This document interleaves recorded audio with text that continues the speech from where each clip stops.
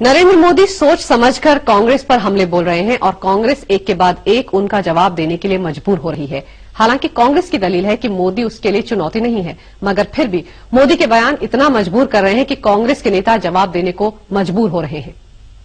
जैसे ही कोई संकट आ जाता है तो वे सेक्युलरिज्म का बुर्का पहन लेते हैं और सेक्युलरिज्म का बुर्का पहन करके बंकर में छिप जाते हैं और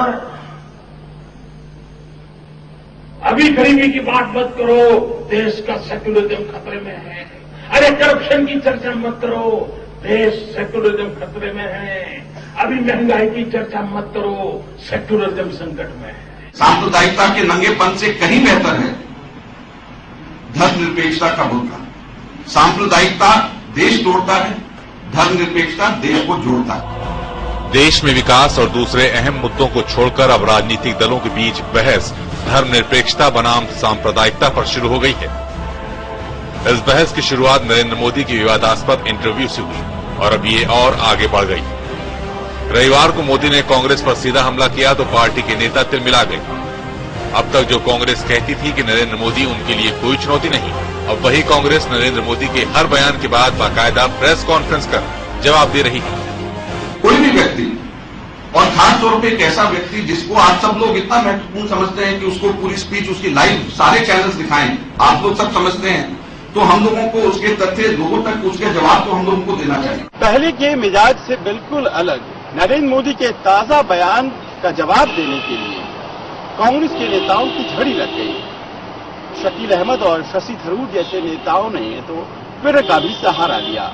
महंगाई और भ्रष्टाचार जैसे मुद्दे हाशिए पर है और राजनीतिक बहस सेक्युलर नामक शब्द के आसपास ही हो रही है।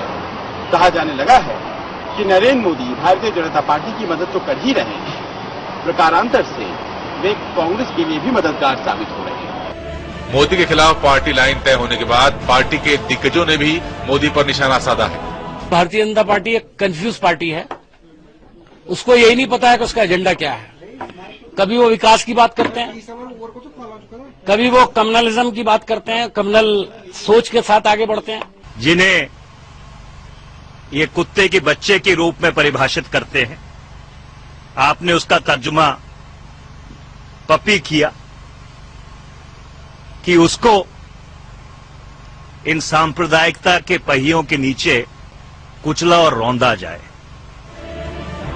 लेकिन एक बात तो अब साफ दिख रही है कि अपने विवादित बयानों के जरिए ही सही मोदी ने अब पूरी सियासी जंग बदल दी है। अब ये जंग बीजेपी बनाम विरोधी के बदले मोदी बनाम विरोधी हो गई है। उनकी मंशा कम्युनल पोलराइजेशन की, वो चाहते हैं कि मेजॉरिटी जो है इस देश का वो उनके पक्ष में पोलराइज हो। राष्ट्रीय स्वयंसेवक संघ राष्ट्र की सेवा नहीं कर रहा है, बल्कि राष्ट्रीय स्वयंसेवक संघ गैंग ऑफ वासेपुर की तरह काम कर रहा है।